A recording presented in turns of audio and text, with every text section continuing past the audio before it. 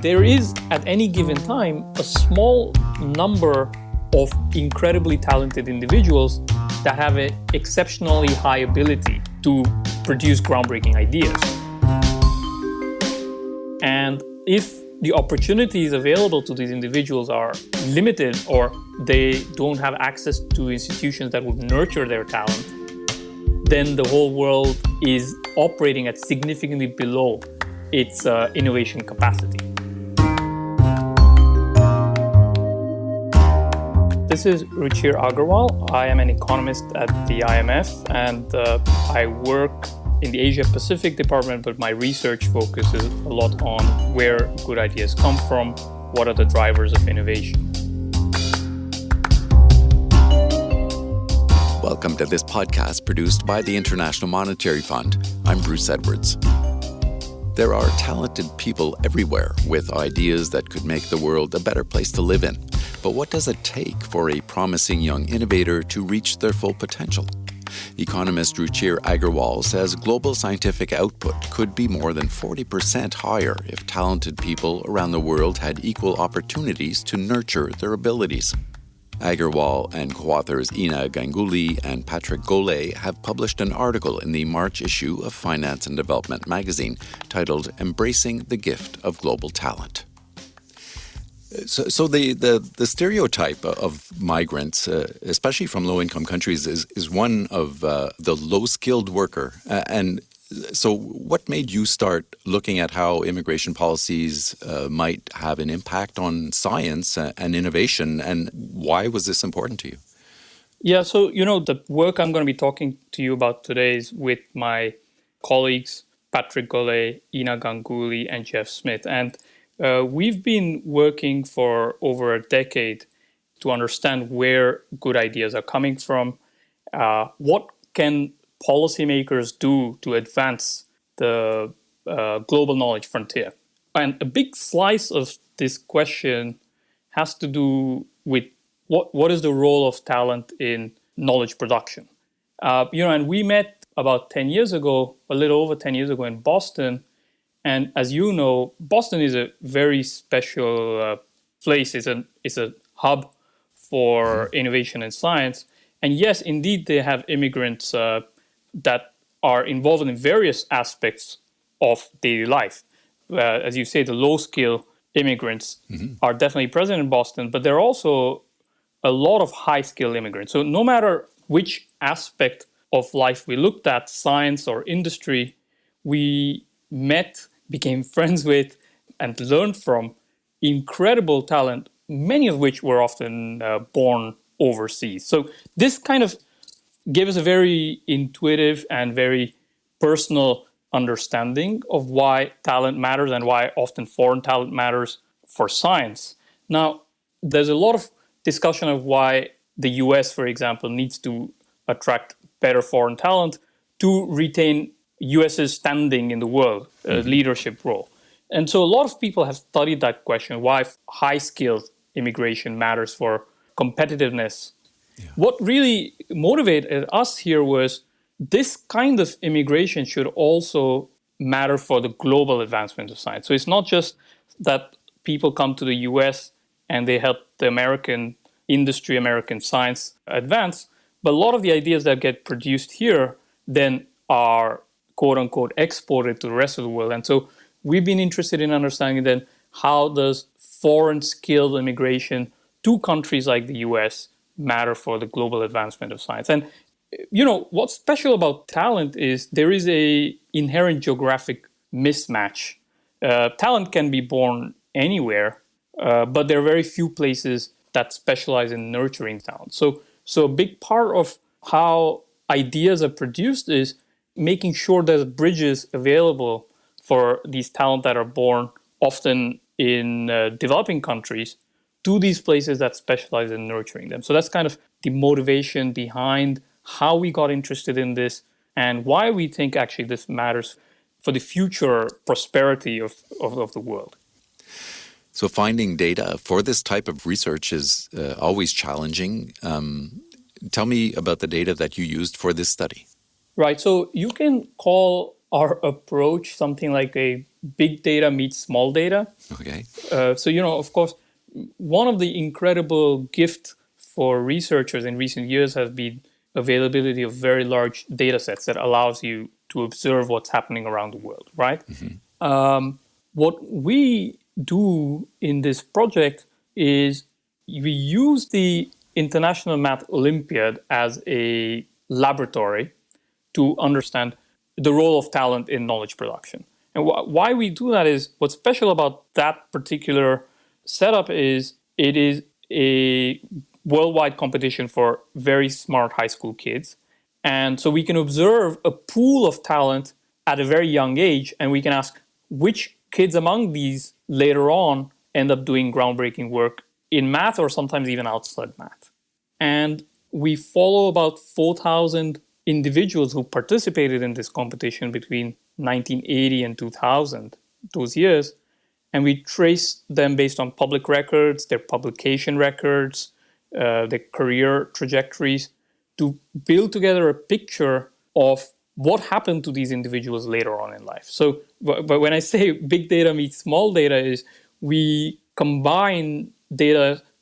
For example, for every individual, we know how many publications they've had, how many people have cited their work, whether they've won awards or not. But then we trace each individual based on public records to figure out when did they move, which universities did they study at, where are they employed today. And so what we find is if you do very well in these competitions at a young age, later on in life, you have a much, much higher chance of producing groundbreaking ideas, but the location of where you're born ends up mattering a lot. So compared to a kid born in a rich country who gets a gold medal in this competition, someone born in a relatively poor country often does significantly worse in the total number of ideas or knowledge they produce later on in life. Yeah. So what we find is for the same two people who got the same score in these high school competition in the International Math Olympiad, someone who migrates to the US is often about 6 times more productive in terms of idea creation within mathematics. Wow. So how do you explain that? I mean, is it simply about better schools? I would say part of it is the schooling, and part of it is that even within careers, people who choose careers or who end up going to pretty good schools in domestic countries, there still ends up being sizable differences in the productivity. And I think part of it has to do with their ability to interact with other smart people or other smart kids from around the world. So schooling is a part of the story, but also peer effects, the environment, the rewards for doing good science, all of these other factors end up mattering a lot. But doesn't this migration of talent, as you're describing, from low-income countries perpetuate a brain drain for those countries? I mean, what happens to the exceptionally talented mathematician, for example, in a low-income country who chooses to stay home? Wouldn't that country benefit from that? Yeah, I mean, that is a very important question, because what does it mean for the source countries where talent are leaving? There are always two sides to the story. Yeah. And there have been a lot of work that have emphasized the impact of brain drain. One of the special things that we are finding in our work is that the benefit of this migration can accrue not just to the destination country, but to the whole world. So what I would say is that many times the individuals who stay or remain in the home countries end up not even choosing careers that are in the domain of knowledge production. So we find significantly less likelihood of individuals choosing careers in math or even outside math in academia. And we also find significantly less likelihood of individuals who don't end up migrating to engage in careers in information technology or finance. So very often these individuals cannot be even found. And probably for the reason that you mentioned earlier, that these countries don't necessarily nurture the talent that they have in the country. That's actually an important point. There may be not enough good institutions yet to nurture those talent. So the opportunities may be just limited just because the quality of institutions have not yet a relatively low-income country just has not time yet to develop world-class institutions. That may very well happen in the future, but it's not happening now. One thing I just would like to add, which is an important point here, is this whole discussion of brain drain is from the perspective of the country and not the individual, right? What we find, we conducted a survey of the Olympiads, math Olympiads from recent years, and we asked them, what is their dream school? What would be their dream undergraduate institution be once they graduated from high school? Mm-hmm. And what we find was about 2 out of 3 coming from developing countries dreamt of studying in the US, right? So part of making more immigration available is also to make sure that the individual preferences for these talented individuals are met. In practice, we found only 1 in 4 actually ended up getting the opportunity to study in the US. So there's a big gap between the dream for these individuals and what happens in practice. Wow. So what are the major barriers now for these talented people to immigrate to, say, the US or the UK? And how has it changed, or has it been changing over the past decade or so? Yeah, that's a critical question. And what we find based on a survey is that financing costs is the main barrier. Yeah. So one of the reasons why many individuals don't end up either applying to institutions that are their dream schools, or even once they apply, not end up studying there. Yeah. The number one reason is money. So not having the ability to finance their undergraduate education. So that is a big barrier, especially for those coming from lower income countries. This is much more. What a very striking result here was immigration climate was not seen as a big barrier for individuals to study abroad. So even though, in recent years there's been a rise of nationalism or nationalistic rhetoric, and there have been some introduction of some immigration barriers, that has not really been a big deterrent. People actually, more and more people dream of studying in the US in recent years than maybe 10 years ago.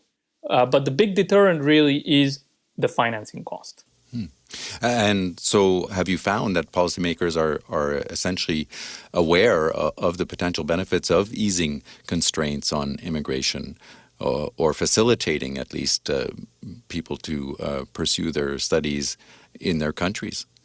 Yeah, I mean, there is a broad understanding of why more immigration of foreign talent will help a given country to maintain their competitiveness in the world. And of course, this is a subject of intense debate because it goes right at the heart of preferences of individuals and the electorate in different countries on how much immigration they want. But still, if you look at the immigration policies of most countries, they do tend to favor talent-based immigration. However, one thing that we do find there is less of an appreciation for, and we hope our work tries to bring attention to this, is more immigration barriers is not just bad for the competitiveness of that given country, but can actually harm the global knowledge frontier. So how quickly new ideas come about. And that's especially because there is, at any given time, a small number of incredibly talented individuals that have an exceptionally high ability to produce groundbreaking ideas.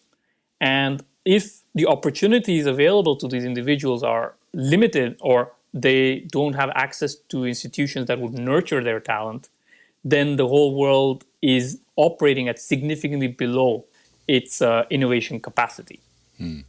Yeah, so you're talking about global scientific output, essentially.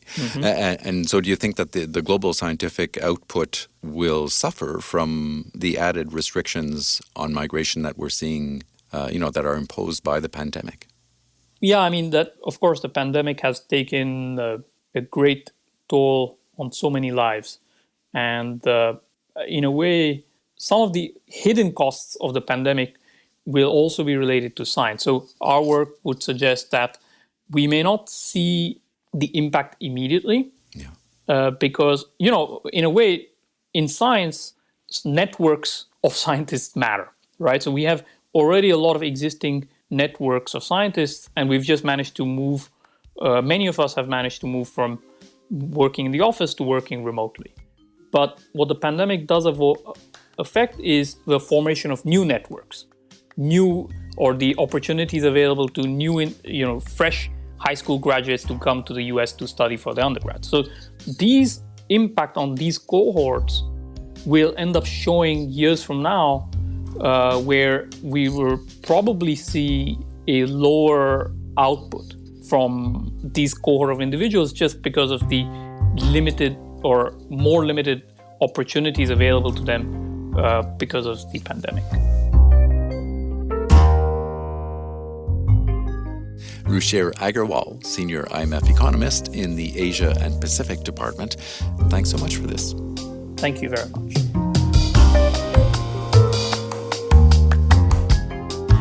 Look for Ruchir Agarwal's article, Embracing the Gift of Global Talent, in the March 2021 edition of Finance and Development magazine. Go to imf.org/FND to read it online, or download the Finance and Development app to read it on your mobile device.